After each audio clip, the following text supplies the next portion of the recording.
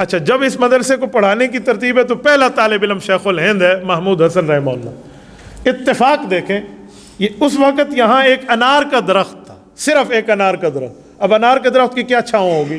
اس درخت کے نیچے بیٹھ کے شیخ الہند نے سبق شروع کیا، اور جس استاد سے شروع کیا ہے استاد کا نام بھی وہی ہے جو شاگرد کا نام ہے۔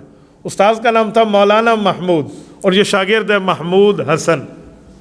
تو استاد بھی محمود ہے، شاگرد بھی محمود ہے، یہ بھی اتفاق تھا۔ اور اس انار کے درخت تلے جو آج ایک اسلامی یونیورسٹی ہے پوری دنیا میں، یہ پھیل چکی ہے۔ اس حد تک اس دارالعلوم دیوبند کا فیض ہے، مولانا قاسم نانوتوی رحمۃ اللہ علیہ کے جو پوتے ہیں قاری محمد طیب قاسمی رحمہ اللہ، یہ ہمارے شیخ الحدیث و تفسیر حضرت مولانا علاؤ الدین نور اللہ مرکزہ کے استاذ ہیں۔ قاری طیب صاحب فرماتے ہیں کہ ایک مرتبہ مجھے افریقہ کے جزیروں میں کہیں، وہ دور دراز جہاں کشتیاں اور پتہ نہیں سمندری جہازوں کے ذریعے مجھے پہنچنا پڑا، میں وہاں گیا تو انہوں نے کہا وہاں ایک اللہ والا رہتا ہے، اس سے دعا کراؤ۔ تو کہتے ہیں ہم نے افریقہ کا سفر کیا، تو ہم نے کہا چلو اتنا سفر کرنا بھی مسئلہ نہیں ہے، وہاں جاتے ہیں۔ کہتے ہیں ہم نے اللہ والے کی زیارت کی، اس سے دعائیں لیں۔ بہت بوڑھے آدمی تھے، ان کی بھویں بڑی ہوئی تھیں اور بالکل سفید ریش تھے، یعنی بھووں کے بال بھی سفید ہو چکے تھے۔ تو جب تعارف ہوا نا تو انہوں نے پوچھا کہ آپ کہاں سے ہیں؟ تو انہوں نے کہا جی میں ہندوستان سے ہوں۔ تو ان کے چہرے پر مسکراہٹ آئی۔ انہوں نے کہا ہندوستان میں کہاں سے؟ تو انہوں نے کہا حضرت آپ اتنی دور آپ ہمارے علاقے کو کیسے جانتے؟ انہوں نے کہا بتائیں۔ انہوں نے کہا جی میں بستی دیوبند سے ہوں۔ تو بزرگ رونے لگ گئے اور یہ سمجھے کہ پتہ نہیں میری وجہ سے ان کو کوئی تکلیف ہوئی۔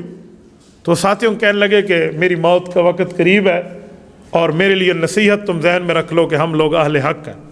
تو انہوں نے کہا حضرت ہمیں یہ دو باتیں سمجھ نہیں آئی۔ فرمایا یہ جو بندہ ہے نا یہ اس علاقے کا ہے جہاں سے میں پڑھ کے آیا تھا اپنے بچپن میں، مولانا قاسم نانوتوی رحمۃ اللہ علیہ سے، اور میں نے اللہ تعالیٰ سے یہ بات کی تھی دعا میں کہ میرے مولا اگر میرے استاذ کا پڑھایا وہ سبق مجھے حق ہے تو میں اپنے استاذ کا فیض اپنے علاقے تک پہنچ کے دیکھوں پھر مجھے موت آئے۔ تو کہا آج میں اپنے استاذ کا فیض اپنے علاقے میں دیکھ رہا ہوں۔ تو مولانا قاری طیب سے فرمانے لگے کہ حضرت آپ تو ہمارے دادا جی کے شاگرد ہیں، مولانا قاسم نانوتوی تو میرے دادا جی ہیں۔ تو میری بات کا مطلب اتنا فیض رسالت مآب علیہ الصلوۃ والسلام کے ایک خواب سے پھیلا ہے، تو آپ اندازہ لگائیں اس میں کتنی مزید برکات ہوں گی۔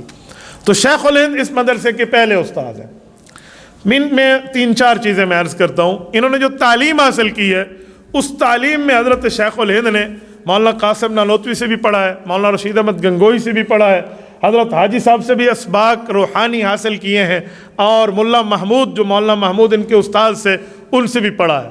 حضرت اس حد تک ادب کے انداز میں پڑھا کرتے تھے کہ اپنے استاذوں کا ادب ان میں اتنا تھا کہ دوسرا لفظ اس پہ نہیں ہوتا۔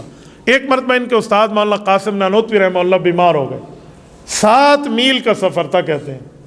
ایک اور بھی واقعہ لکھا کہ شاید اس سے بھی زیادہ تھا، گھوڑے پر بٹھا کے لے جانا تھا استاذ کو، وہ بخار میں تھے تو انہیں گھوڑے پہ بٹھایا، ساتھ پیدل چلے اور کمر کو ایک ہاتھ کے ساتھ سہارا بھی دیا رکھا، یعنی اس طرح چلتے تھے۔ اور استاد کی اہلیہ ان کی گھر والی کی قدر ایسے کرتے، کہتے ہیں جب سفر پہ جا رہے تھے تو اپنی استاذ کی اہلیہ کی جوتے لے کر نا اس کو سر پہ رکھتے، ان کی خدمت کرتے، بعض اوقات ان سے دعائیں کراتے۔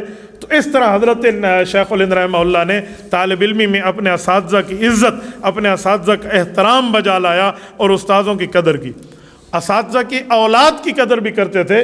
مولانا قاسم نانوتوی رحمۃ اللہ علیہ کے بیٹے ہیں، قاری طیب قاسمی رحمہ اللہ کے استاذ والد ہیں مولانا احمد نانوتوی رحمہ اللہ، وہ شیخ الہند کے اگرچہ شاگرد تھے لیکن استاد کا بیٹا تھا نا، تو جب وہ آتے نا عالم بننے کے بعد کی بات ہے تو ان کے لیے اپنے ساتھ کرسی لگوا کر ساتھ بٹھایا کرتے تھے، یعنی اس حد تک اپنے استاد کے اولاد کا بھی انہوں نے احترام کیا۔